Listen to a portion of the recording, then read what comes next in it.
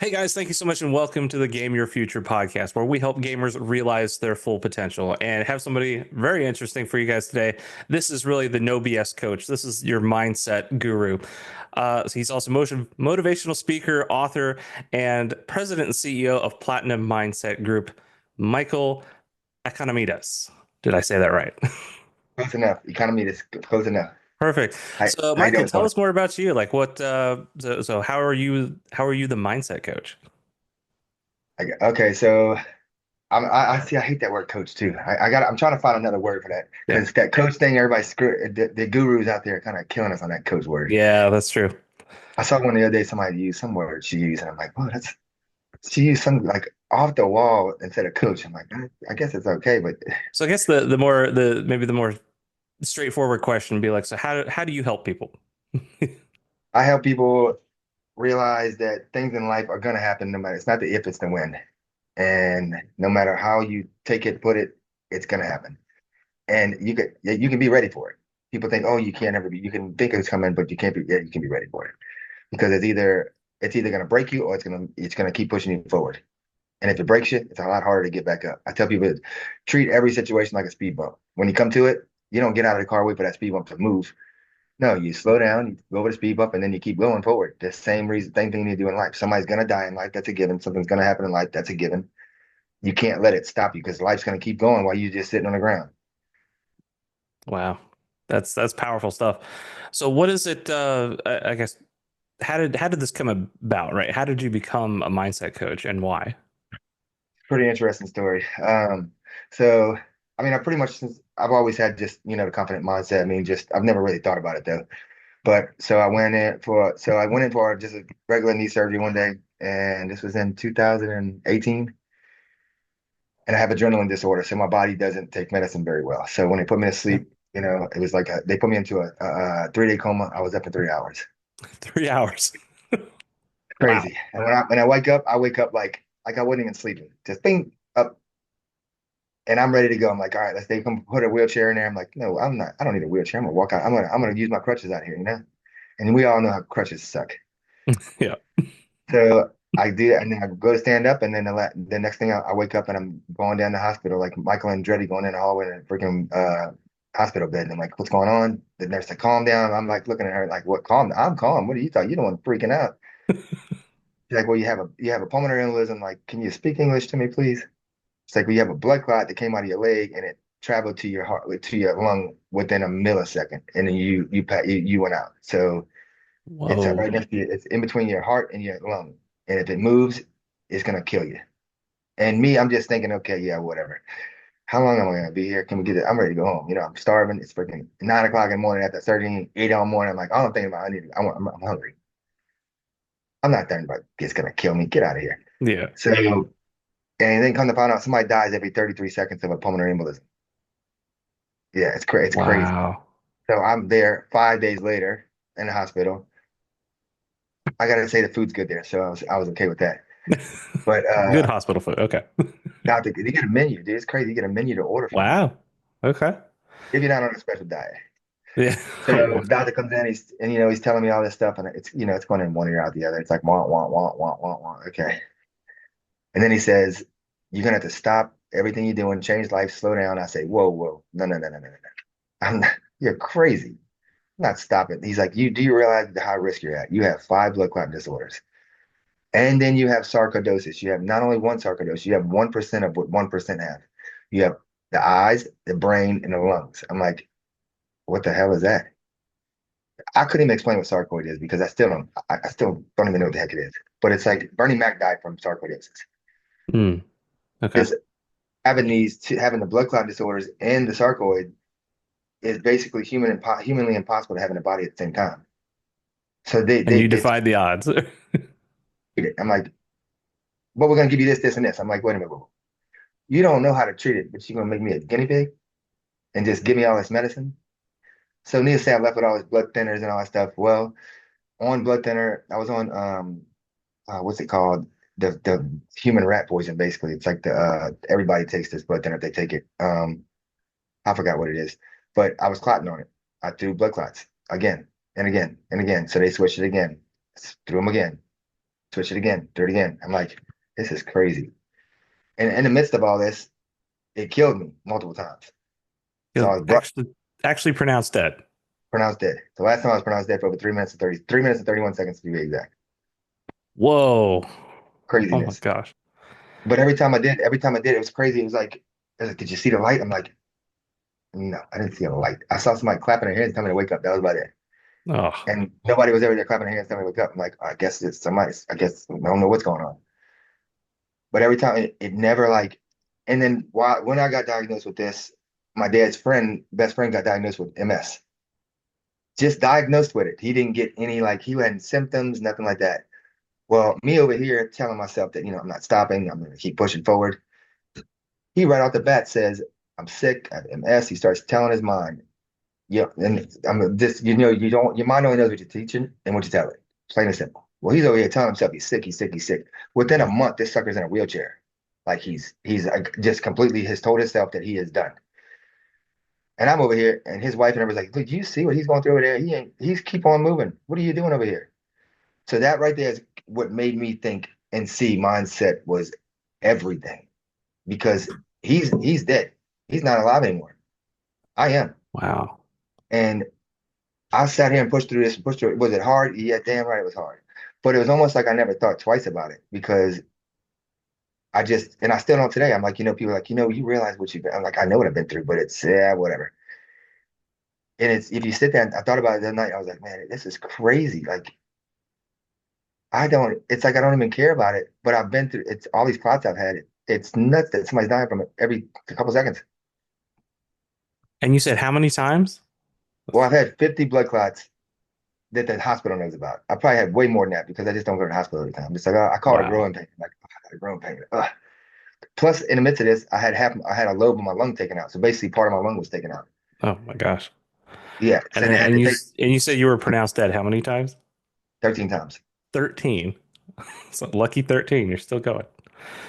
So Yeah. this is an amazing story. So the power of the mind, I love this because I've heard of this kind of stuff. And I believe it 100%, and you've lived through it for sure.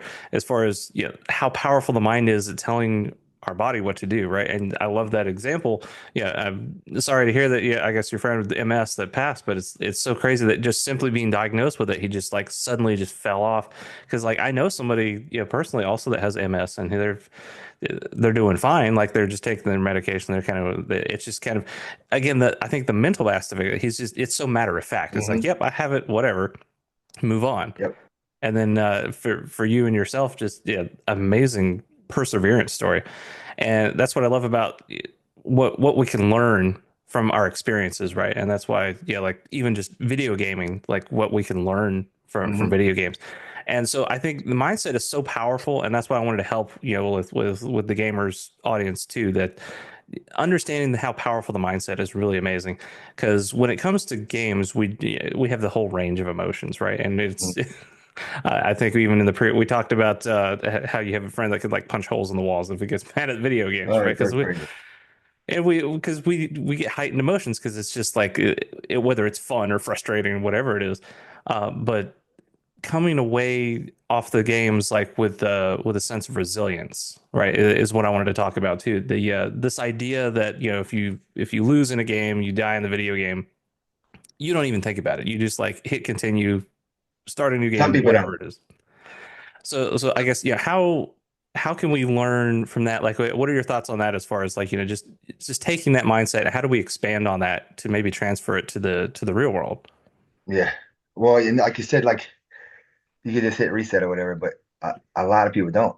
A lot of people they put themselves in this gaming world and they put themselves into it where they take it so serious that it'll destroy them. Like they'll be pissed off the rest of the day, or it'll just still go. Like my friend's son, he just takes it so seriously. He destroys stuff. He's destroyed his computer screen. He's destroyed his freaking Oh, wall. I'm like, dude, what did that prove? Now you got to go work harder to buy it, to pay for the damn thing. But yep. it's just that you got to know that when the game's over, the game's over. Like it's it. You got to go back to reality, you know. And these games are getting so more in depth, more and more and more, becoming so like you're in reality. It's hard to just differentiate. You got to just walk away. Don't get so immersed into it. But if you, I mean, but like you said, how do you use it in the real world? Well, as much I know, a lot of gamers they put a lot of effort into these games. Oh yeah. You got to put the same effort into everyday life too. Like you can't be game, and then walk away from the game, and then you go to the job, and it's like, wow. The way you do one thing is the way you do everything. So if you give the gaming so much, all the just this is what I tell people too. The amount of time that you put into something, you think about how much time you put into that, and then think about this what you make money at. How much time and effort you put into that compared to the thing that you're making zero at. So you gotta put the Yeah. same effort. You gotta if you're gonna put so much dedication into this game, and yes, it's fun, it's awesome, it's a hobby, or it might be even professional. But you gotta put the same amount of ambition and mindset into all of it. Life, everything. Just keep doing the same thing. Don't switch it. It's like telling somebody, I can tell somebody, you can't have the strongest mindset and resilient mindset if you're not also paying attention to your health and your exercising and all that. You can't discipline yourself here, but not discipline yourself here. It just doesn't work. It's like saying, I'm gonna go Uh, on a diet, but I'm gonna cheat days. You can't have cheat days because then you're telling your mind that it's okay to not, no, you don't cheat day. You either do yeah. it or you don't. It's like somebody saying, trying to quit smoking. No, you're not. You're not trying. You're not That means you're trying. not ready Yeah. to quit smoking. Stop trying and just do it. You're just not ready yet. Stop trying to talk lying to yourself. That's your Yoda quote for the day, right? Yeah. Do or do not. There is Yeah, no it's like try. I'm trying. Stop trying and do. Stop trying and do. What the That's why Nike says just do it. so a question I know that I've had, and I know a lot of gamers might have, is to say, okay, so I need to put the same amount of effort and focus. Okay, like intellectually, I get that, but at the same time, it's like, well, the gaming is fun, right? It's the hobby, it's the passion. So like, yes, I can easily sink hours into a game, and then when it comes to whether it's the work or starting your own business, these kind of things, like that stuff is just boring by comparison. How do you make the transition? How do you, I guess, keep that same motivation, that same drive for the things that quote aren't fun? Like, Well, if you I'm got a like it, job that if you got a job you're miserable at, switch your job. switch your I mean, job. I know it's not that easy for everybody, but it's kind of like I don't know. I can't do something I'm miserable at. Even I don't care how much money I make. It's just I couldn't do it. It's no way. I'd rather be broke than be miserable and have a job that I don't like to go to. Um, It's just I guess I also look at like I tell people moments. Okay, so you have 24 hours a day, right? Treat each hour like a moment. So you can't like so if you're pissed off at your game, leave it there. If you're happy with I mean you just can't Mm. let your moments can you can't can let any moment control the other one. Like you can't just like what I'm saying is, if you're mad or if you're sad, if you're happy, whatever, don't let it ruin your whole day. And you just That need to do something. If you hate your job, I think you need to change your job.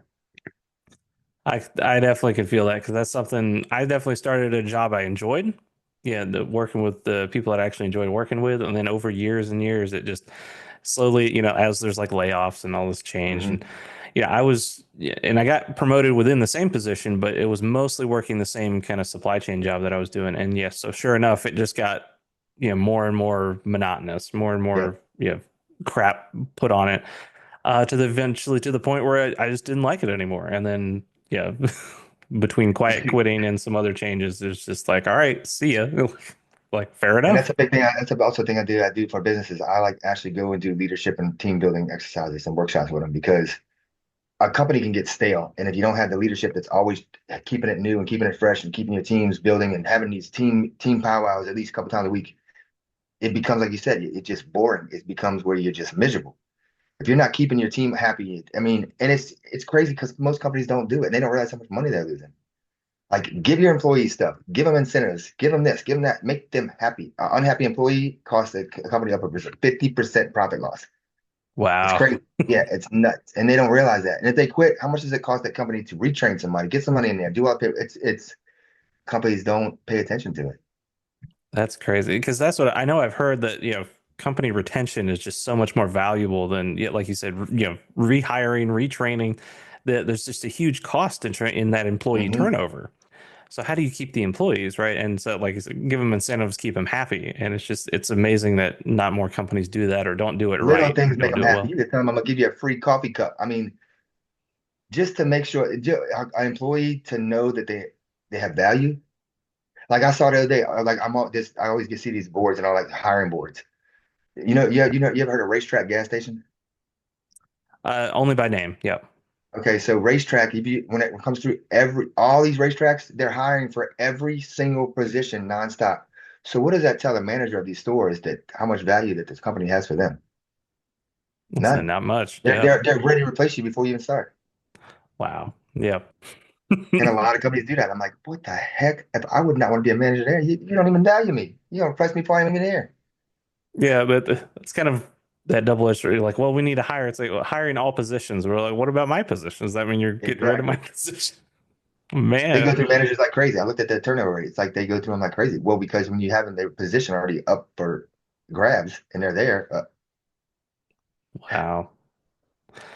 So, so what can we do as far as whether it's gamers, just anyone with just a passion and a hobby, just to say like, okay, well, I definitely want to work somewhere that's not garbage. I want to work somewhere that I can actually have fun. I can actually do do good work.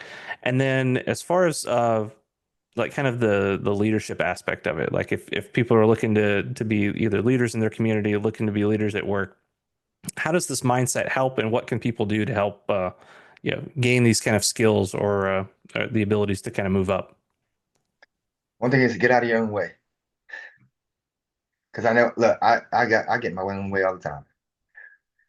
But and look, it's hard sometimes. But the biggest thing is none of us, I think we all need it. We all need somebody to hold us accountable. Everybody. I mean, I'm a mindset coach, and I have somebody a coach that can hold me accountable. Hmm. Because if you don't, it's like, I mean, think about how often do you need somebody to hold you? If you would have somebody holding you accountable, how much would you have gotten accomplished than you did today? Yeah, and the answer not much. Yes, so have it I mean, because that's something I definitely have too. Have my own like coaches and mentors, and that's for those listening, right? If even if we're both coaches, we're both helping people, and we have our own mentors and coaches too to help us keep accountable, right? It's because everybody kind of helps pull each other along, right? it'd be kind of hypocritical for me to tell you to get a coach and I ain't got a coach. Right, Like exactly. I've even come to the point where I realize I'm like, there's a lot of people that they know what to do, they want to do it their way, so they just need accountability. So that's hey, I'll come in there and hold you accountable. I'm not gonna tell you a word. I'm gonna tell you to accountable to your stuff. That's it. Yeah, Nobody really sometimes does that. it's that simple, right?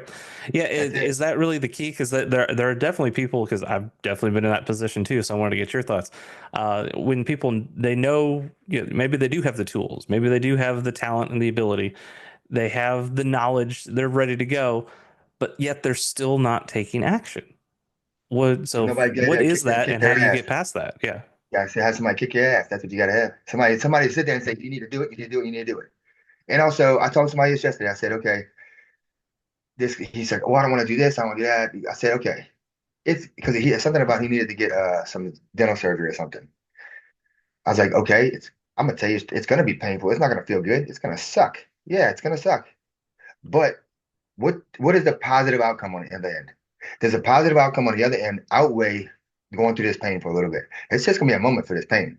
What is the ultimate positive outcome gonna be? And how long is that gonna last? Because look, life, I don't care what anybody says, life is not sunshine and roses.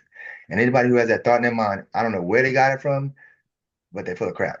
Because life is not easy. Life is not all full of sunshine and roses. There's gonna be tough times. There's gonna be a road to go through. There's gonna be, it's gonna be a struggle. We're all gonna go through it.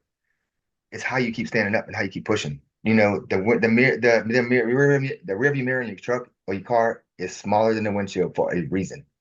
Because you're not supposed to look back. You're supposed to keep looking forward. Rip the mirror off, throw it out the window. Wow, I love that. Yes, And quit. people, that's the problem that people drag their problems from day to day to day, leave the problem where it happened, and just drag a solution along with you. I love that. So just keep moving forward, right? So it's going to be hard. It's going to be bumpy. It's going to be imperfect, right? That's another thing that I know uh, helps, or holds people back. That that this sense of perfectionism, right? That they want No to make such sure thing. it's the right time, the right circumstance, the right economy. Never. When does Never that right happen, time, right? never right circumstance, never right nothing. There's nothing ever right time to do it. You just gotta do it. Yep. And I think, like you said, the just holding that kind of feeling, that kind of, knowledge to say like it's, that it's not going to be perfect and it is going to hurt or it's going to be messy or whatever. And you just have to be okay with that, right? Hmm. And I think for the gamers, I mean, it makes sense in a way too, because like in the same way that you go through, whether it's a level or, any game, you're not going to be perfect the first time you play it, right? So why do we think that in life we have to be perfect the first time we try something? It's just, That word doesn't exist. yeah, perfect. Yeah. And I think that's what people try to that's what makes people stay where they are because they're setting themselves up for failure every time because they're striving for something they will never accomplish. You can strive for excellence, but perfection, you're gonna fail every time. And that you're gonna fail. And failure has to be an option. That whole thing, failure is not an option. It's gotta be an option. Because if you don't fail, I mean, if you think it's not an option, then you fail, it's gonna kill you. Yeah, that's Now, if you fail and you don't grow from it and get stronger from it, then it's a problem. right. And that's a great tool, I think, for gamers too. Excuse me, is using failure as a learning experience, right? Hmm. Because in the same way in a game where it's like we have again this cognitive dissonance, I think you call it, just this separation to say like, well, in a game I can do whatever I want. So we do a lot of trial and error. We do a lot of testing. We do a lot of, let's see if this works and this works. And then you find the right way to move past the level or to progress or whatever. But in the same situation, again, whether it's looking embarrassed or perfectionism or whatever, once we get out of the game and we get to real life, suddenly, oh, we can't try things. We have to be perfect on the first time. We can't move forward because it's not the right time. It's just garbage. It's absolutely, and I'll say it, it's bullshit. Like it's It is. absolutely ridiculous. The number one thing you do is build confidence is everything. Like building confidence gets because when you get confidence, one thing is you're not worried about being embarrassed. You're not worried about what people think about you.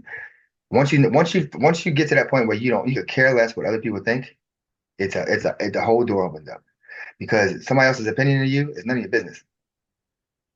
You do you, you be you, and you put you number one, and whatever everybody else in the peanut gallery out there says, they can kiss my ass. They really cute is I don't really care Yeah, because it doesn't everybody's matter. entitled to their own opinion, even if it's Yep, wrong.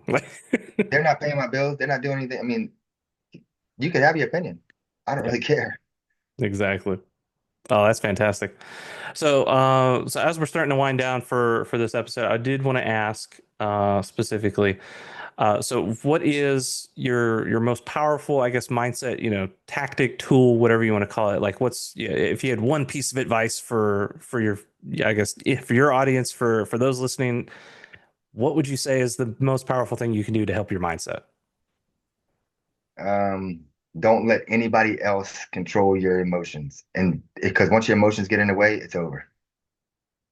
And your mind only knows what you teach and tell it. Remember that. That's the best thing I could probably say. Your mind only knows what you teach and tell it. So if you're teaching it negativity, it's gonna have negative. It's to the point where if you this is and I did a study on this too. If you tell yourself, "Oh, I'm tired, I need a nap," now that's something that small. Your body and your mind is not going to give you any more effort or energy until you give it exactly what you told it needed. And it's that something that small to the point where when you cough, most people say, "I'm getting sick." You're gonna get sick next. It's just you got Wow. it. What you want your mind, what you want out of life, what you want to do, what you want, everything like that. Tell it. Don't only tell it what you want. Don't tell it what you don't want. Tell it what you want. Period. And That's it's like I don't know if you believe in manifesting, but manifesting, I didn't believe in it. And people think it's money's not just gonna fall out in the sky. No, it's not like that, you jackass. But it's basically you're just telling your mind exactly what you want, and your mind will only go to that area to get exactly what you want. And I've done it. I've done it 4 times so far. I manifested over $80,000.